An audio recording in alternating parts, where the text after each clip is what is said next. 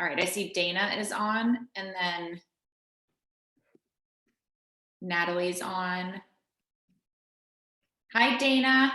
We had some technical difficulties. Thanks for joining us. I accept full credit for those.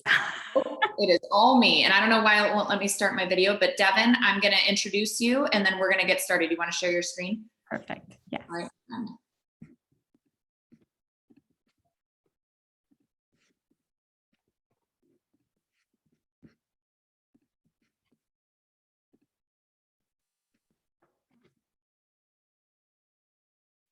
Okay, everybody, thanks so much for joining us for episode number 3 in this Dinner with a Dietitian series.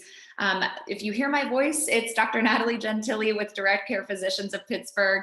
And we have been teaming up with case-specific nutrition, specifically Devon Kroesche, who's a registered dietitian and who is the director of marketing with case-specific nutrition. So thanks again for all your work, Devon, and take it away.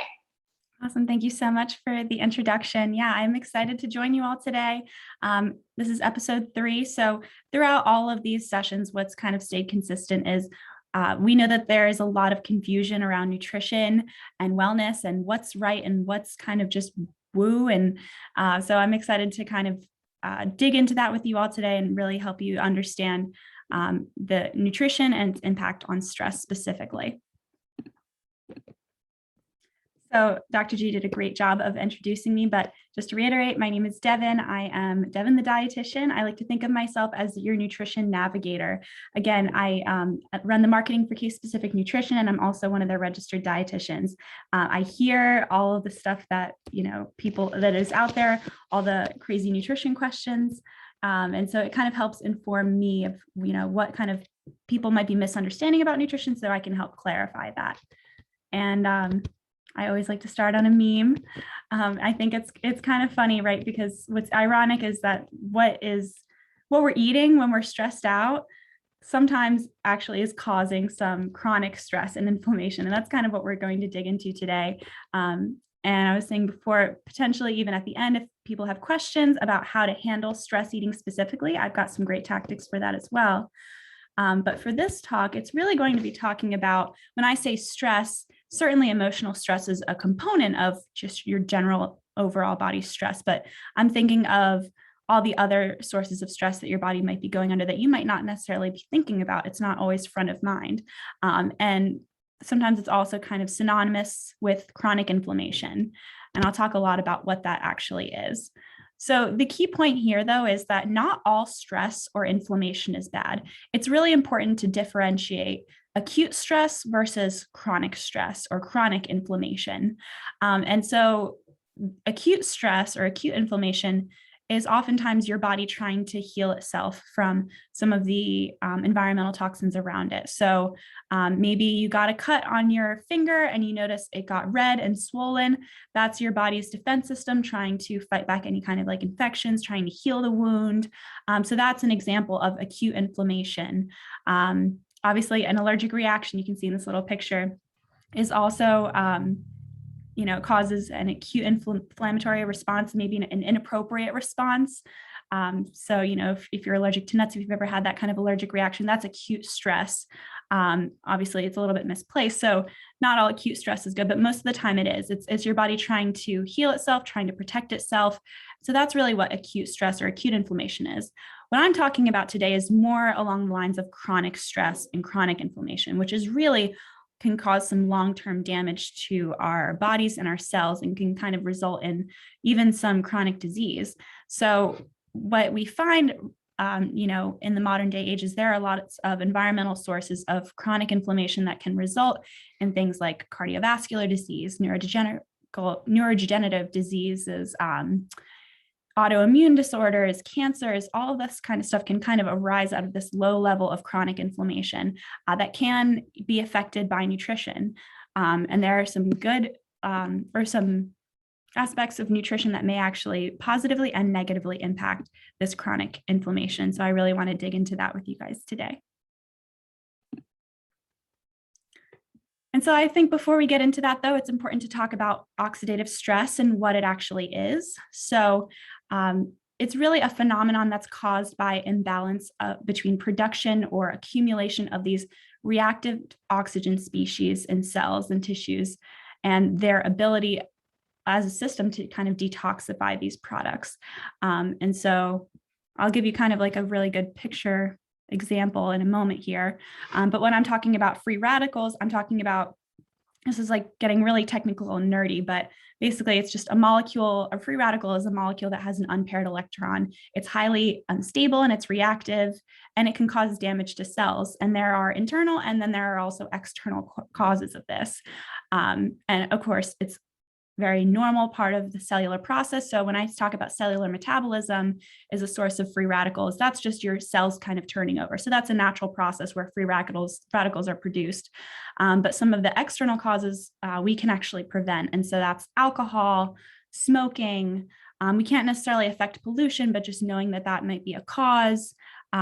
Certainly, exercise is a source of or can cause free radical production in the body, but that's not something that we're telling you to limit. So not all free radical production is bad. Again, it's kind of just like about that balance and your cells being able to manage that. And so that's why I really like this picture right here. You've probably heard antioxidant, that word before. It's a really big buzzword, but basically what an antioxidant is it kind of counteracts those free radicals that are doing damage to your cells. And you can get antioxidants from food, and that's something that we're going to talk about today for sure. And so when you have like kind of an overabundance of these free radicals in the body, it can cause this low level of chronic stress or chronic inflammation that can lead to these chronic illnesses. And that's what we're actually really trying to prevent here, because we know that there's not, you can't completely avoid free radical production in the body, but you can minimize its overabundance with a healthy diet and exercise, and of course, antioxidants. And so here's where nutrition comes in. How can nutrition play a role? Well, we'll first talk about some foods to limit, maybe some foods that can cause some free radical production and just like lead to a chronic inflammatory state in your body. Then we'll talk about functional foods, which is one of my favorite topics. So foods that actually can have a positive impact on those free radicals. So those provide those antioxidants I talked about before that can have, can limit the free radical production or destroy the free radicals in your body. And then the last part is some lifestyle factors. So it's not all about food, right? It's really about the whole picture. And that's really what I like to focus on too, is that it's not just your food, but it's, your behaviors, your exercise. Even with your food, it's not just having one food that's going to cause issues or cause this chronic inflammation. It's really your overall dietary pattern, not just what you eat, but how you eat, how frequently you eat certain foods. All of this plays a huge role. Of course, we'll leave some questions at the end. I know this is kind of a brainy topic, but I think it's really, really valuable and important. And I mentioned this before, but the irony is that some of the foods that we commonly eat when we are stressed could be contributing to this chronic stress and inflammation. And so I'll start out with the refined carbohydrates and added sugars. So I'm not worried about the naturally occurring sugars in foods like whole grains, and dairy, and fruit. Sometimes I'll have clients say, well, shouldn't I not eat bananas because there's too much fruit in it? I'm not worried about the naturally occurring fruits or sugars in fruits or things like grains or dairy. Really, what I'm a little bit more concerned about is the frequent consumption, not the occasional, but the frequent consumption of added sugars and refined carbohydrates that can actually cause this low-level inflammation. And we know that this low-level chronic inflammation that can result from overconsumption of refined carbohydrates and added sugars can actually lead to chronic diseases such as type 2 diabetes, heart disease, kidney disease, and more. And these are all coincidentally, or maybe not so coincidentally, the most common causes of death in the United States is, type 2 diabetes, complications from it, heart disease, certainly, cancers. All of this can kind of stem from a low level of chronic inflammation due to kind of like a poor dietary habit. So just to expand on this a little bit, there's also some preliminary research that's maybe suggesting that high consumption of this refined sugar can actually impair the absorption of omega-3 fatty acids. And the reason that that's concerning is because it is a nutrient it has powerful anti-inflammatory and antioxidant properties. And we'll talk about omega-3s a little bit later and how powerful they can be as far as an anti-inflammatory agent. But the thinking is that perhaps maybe this overconsumption of refined sugar, not only can it cause inflammation in and of itself, can maybe actually impair the absorption of these anti-inflammatory nutrients. And it's important to note that we really want some good data on this. I just thought it was worth noting, but the truth is that the only studies that have been done so far are on mice. And so that's not really good conclusive evidence to say for sure that this impairs omega-3 absorption. But regardless, try to limit your added sugars. And we actually now, the new nutrition facts labels have a line under total sugars that says added sugar.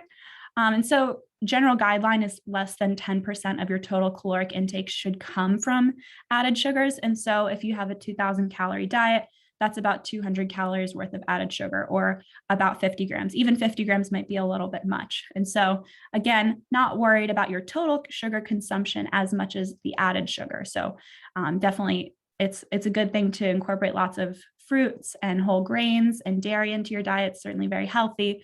It's the added sugar that we worry about. And that can be from things like soda, again, refined carbs like white breads and pastas. So those are the kinds of things we want to be looking out for a little bit. The next thing is processed meats. So this is maybe not so much of a surprise to you. They did some research on the effects of red meat and things like heart disease, or red meat and processed meats, on the effect of, the link between that and heart disease and certain cancers and diabetes. And really what they found is that it isn't so much the red meat necessarily, but more so the processed meats. So that's your bacon, your sausage, deli meats, hot dogs, so on and so forth. These have been linked to higher incidences of heart disease, colorectal cancer, stomach cancer, and diabetes. And so, I know Dr. G and the other doctors at Direct Primary Care are really big proponents of a plant-based diet, and I really am a big proponent of it as well. I really like to encourage people to limit their processed meats and instead choose a variety of protein sources. Like fatty fish is huge. We're going to dig into that a little bit later too. Legumes, beans, seeds, nuts, soy, and even whole grains like quinoa, or trying to think, like even like brown rice. Like these actually have good sources of protein. And when you're consuming from a variety of sources, you're likely getting some good nutrition there, some good sources of protein, and also some good fiber and other micronutrients as well. And so limiting these processed meats is going to be key, but there are really good replacements for it. Next is alcohol. And so this is a hot button topic too. Maybe not surprising to you, but we have some research that shows that moderate alcohol consumption has been shown to have some benefits in certain studies. You may have heard a glass of red wine is supposed to be good for your heart, stuff like that. And what we found is that alcohol, regardless of the amount that you're taking in, it will always increase the inflammatory marker CRP, or C-reactive protein. And it can also lead to the buildup of certain known toxins in the body. And so the basic recommendation for this is that if you don't drink, don't start because you think it's going to have health benefits, because you're always kind of weighing the pro-inflammatory and toxic effects of alcohol with the potential benefits. And even with those benefits, there isn't shown to be a huge health benefit to drinking more than 1 drink per day, maximum for women, and 2 for men. So again, if you don't drink, don't start. But if you do currently drink, I would try to start to limit it to 1 drink per day for women, 2 drinks per day for men, because we do know that it is a cause of low-level stress and inflammation in the body. Now, this Tupperware and certain plastics, technically not a food, but we do know that polymers from certain plastics can potentially leach into your food, especially when you are heating them up in these plastic containers. Not something to be like super paranoid about or anything, but the solution would be to choose Tupperware or water bottles also that say BPA free, or choose glass containers when possible, especially when heating up your food in a container. And then for water bottles on the market, there are so many metal reusable bottles that actually hold the temperature of your water, whatever's in there, much better than plastic bottles anyway. So I just like to note that because, I feel like it's important to be mindful of, but again, mindful, but not, too worried or paranoid about it. And so this is the fun stuff. I'm really excited to talk to you guys about foods that actually reduce inflammation. Certainly these foods that I just mentioned, the alcohol, the red meat, processed meat, the refined grains and added sugars. I'm not saying you should never have them. I'm not saying they're toxic. I'm just saying that the overconsumption of these can cause some low levels of inflammation. But the good news is that there are so many foods that can actually reduce your chronic stress and inflammation in the body. And sometimes you'll hear this described as a functional food. So there are lots of different functions for food, but the definition of a functional food in and of itself is foods that have potentially positive effects on the body beyond just basic nutrition. So that's vitamins, minerals, calories. They can be whole, fortified, enriched, or enhanced. And a good example of that is breakfast cereals. Used to kind of get a bad rap for being just like kind of empty calories, high in sugar, not too good for especially kids for breakfast. And so they actually fortified them with all of these vitamins and minerals. And so when you hear enriched product, that's usually what that means. And you'll see that on white breads as well. Sometimes you'll see enriched wheat flour, and that means that they've actually added some extra micronutrients to those foods, like, you know, a lot of times it'll be B vitamins or zinc or iron that they'll fortify or enrich these foods with to give it some extra nutrition. But again, lots of whole foods, obviously, ideally we're getting it from the whole foods, but just to know that they are added to some products as well. However, I should be mindful to say that you should be aware of marketing claims. When you're not really sure, you should always ask a doctor or a dietitian, because there are a lot of kind of nefarious health claims out there, kind of just exaggerating what health benefits they might have. So definitely good to reach out to your doctor or dietitian. Again, this is kind of a thorn in my side, but the FDA does not regulate supplements. And so you don't actually know for sure what you're getting. And so it's important to reach out to a doctor or a dietitian that has good brands that are third-party tested that they would recommend. And then, you know, everyone's nutrition needs are individualized. So definitely want to make sure that you're getting individualized care as far as, you know, vitamins, minerals, and supplements. But the first food that I like to talk about that has these great functional anti-inflammatory properties are healthy fats, specifically omega-3 fatty acids. And so when I'm talking about healthy fats, I'm talking about those that are liquid at room temperature. Some good examples of that are avocado oil, extra virgin olive oil, nuts, seeds, and then specifically some fatty fish like salmon or herring or mackerel. I would definitely try to eliminate vegetable oils and trans fats. They tend to be ultra processed and kind of just have that enhanced effect on the cardiovascular system, chronic inflammation, and stress. I would also try to limit your butter and other saturated fats because we know that that can contribute to high cholesterol and heart disease. And then, like I said, with that fatty fish, I would actually aim to get 2 to 3 servings of fatty fish per week because that is rich in these omega-3 fatty acids. And the reason that that is important, like I mentioned earlier, is that it is a powerful anti-inflammatory antioxidant food. So that's actually going to be counteracting those free radicals that you may be getting from your environmental toxins, maybe even some from your diet, that 3 glasses of wine you had last Friday that caused some low-level chronic inflammation. This salmon is actually going to help you counteract that. And so I love recommending fatty fish for those that consume it. I think it's a really great source of antioxidants and anti-inflammatory properties. My second recommendation is to increase your fruit and vegetable intake. Again, at Direct Primary Care, they're huge proponents for a plant-based diet, and I love that because notice the word plant-based doesn't mean plants only, doesn't mean you can never have a burger or, you know, again, a piece of fish or a steak again, but generally, most Americans don't get nearly enough fruits and vegetables. And I feel like I'm beating a dead horse as a dietitian telling you to eat your vegetables, but it's true. They are powerful antioxidants. And again, they're counteracting those free radicals. And so we recommend getting at least 5 servings a day, more veggies than fruit. So let's say if you're trying to get those 5 servings a day, maybe 3 are vegetable, 2 are fruit. Deeply colored vegetables and fruits contain higher protective phytochemicals. That's why we recommend something like spinach or arugula or kale with that rich, dark, leafy green color over something like an iceberg or a romaine. It's got a little bit less of those phytochemicals that are counteracting those free radicals. And then lastly, I recommend the My Plate method. I really love this one. When you and I were probably growing up in school, we had the food pyramid, and they've done away with that. And then the new kind of like version of the food pyramid is actually called My Plate. And so in this My Plate, half of the plate is produce. So it's some combination of fruits or vegetables. And I certainly recommend that. It's great for portion control. It's great for making sure you're hitting your fruit and vegetable intake for the day.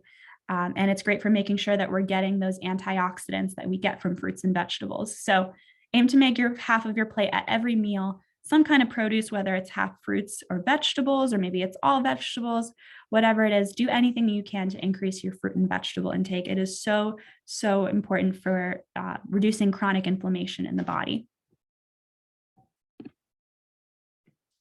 Next is choose whole grains. And so remember earlier, I talked a little bit about refined carbohydrates and added sugars that can contribute to this chronic inflammation and chronic stress.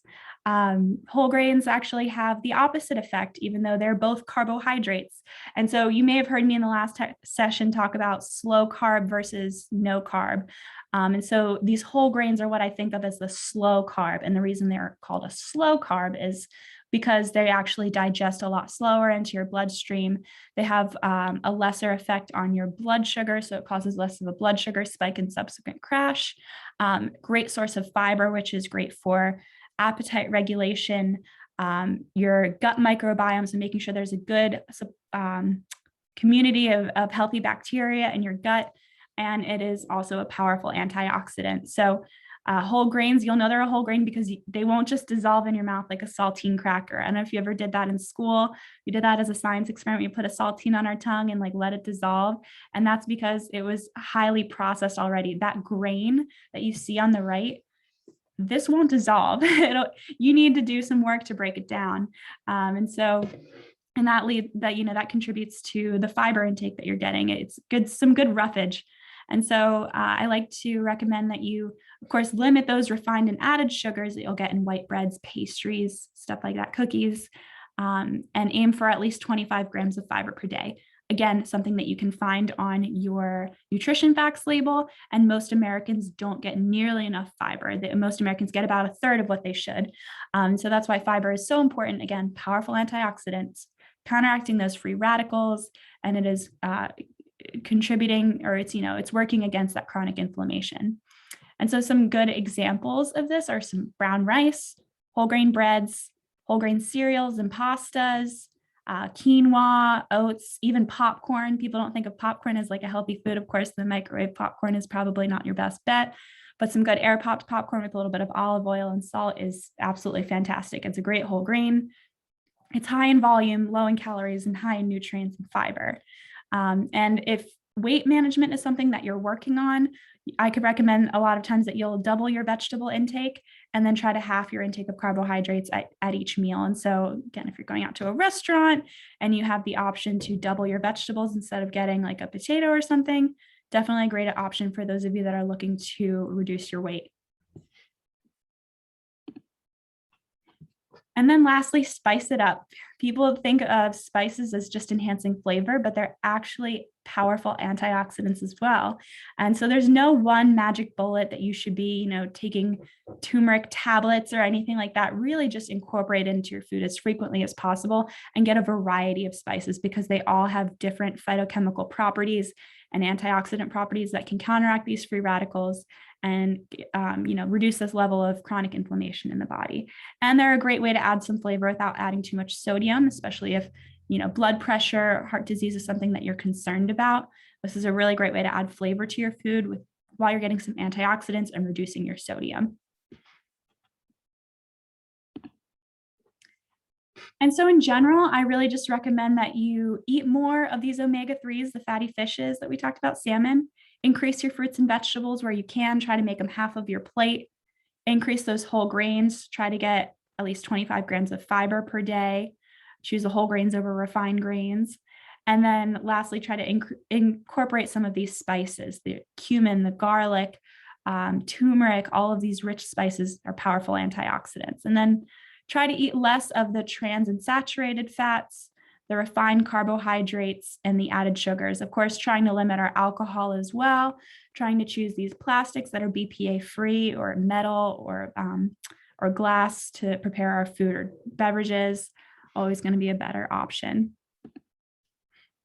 And then let's talk about some lifestyle factors as well. Certainly, it's not just diet that can counteract this level of chronic inflammation in the body. We live in a very sedentary society, especially in the last 2 years. We really haven't had to leave our house to do anything. And so we have to be a little bit more intentional about how we move throughout the day and what we're eating. And so regular exercise is going to be really important.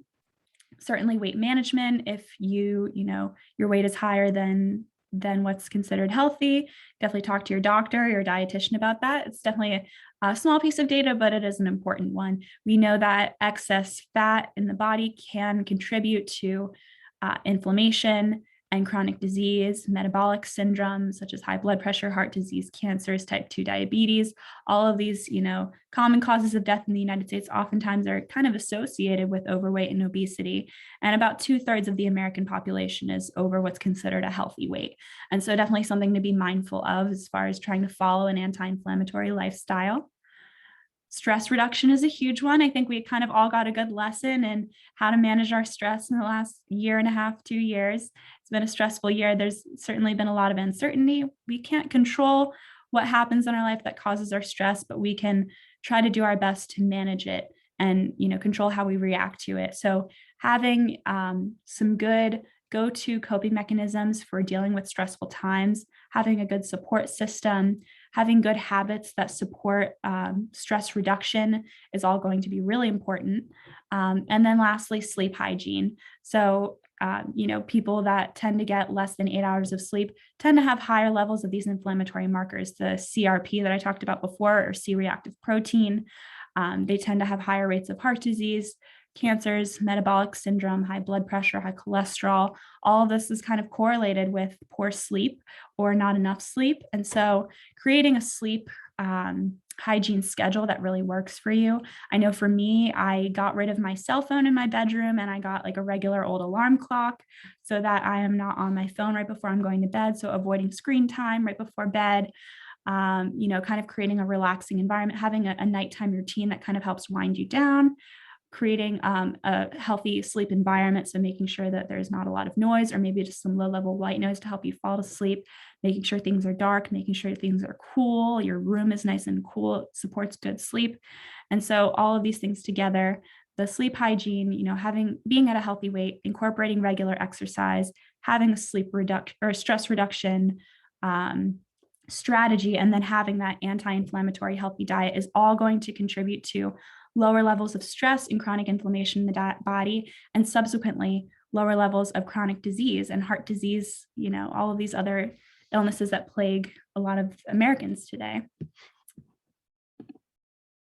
And so what I really want to drive home, though, is that you're not going to be perfect. I don't expect you to go rooting through your cabinets today and throwing out all of that Tupperware, but just, making little changes over time can have a really big impact. So maybe if tomorrow you make sure that everyone at your dinner table has half of their plate to be vegetables, that would be a huge step in the right direction. Maybe next time you go to the store, you're looking at the whole grains label to see if you're choosing a whole grain or not. All of these little changes over time can have a really big impact. The same way little, contributors to chronic inflammation have a big impact.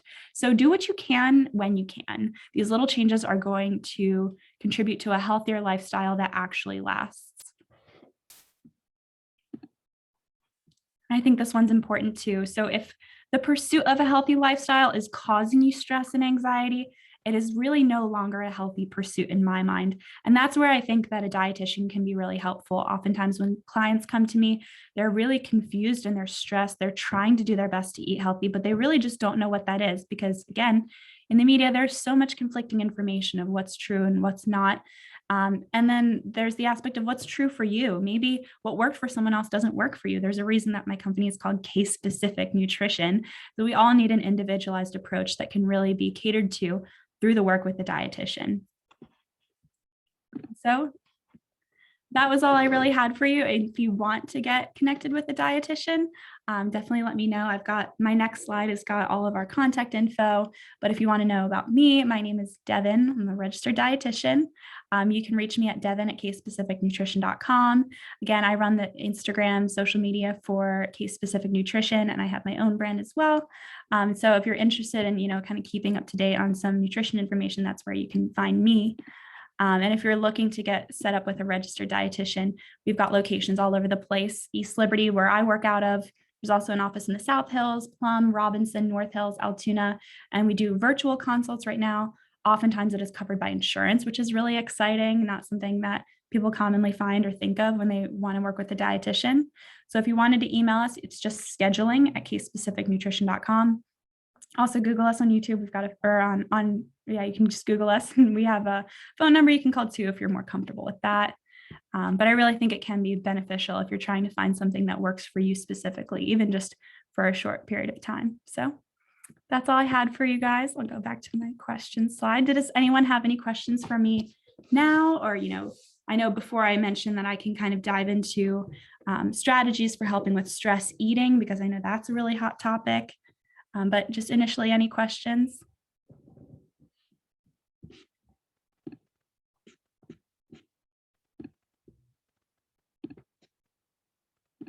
Awesome.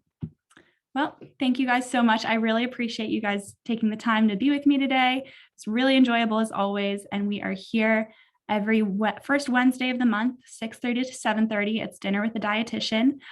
So I think our next session is going to be on eating around the holidays. Again, really popular topic. So if that's something you're interested in, definitely make sure you can click the link in their bio on Instagram to get registered, or however you registered this time. There should be this registration link in the same place. So I'm really excited to dive into that with you guys next time. But until then, be well, and I'll look forward to it.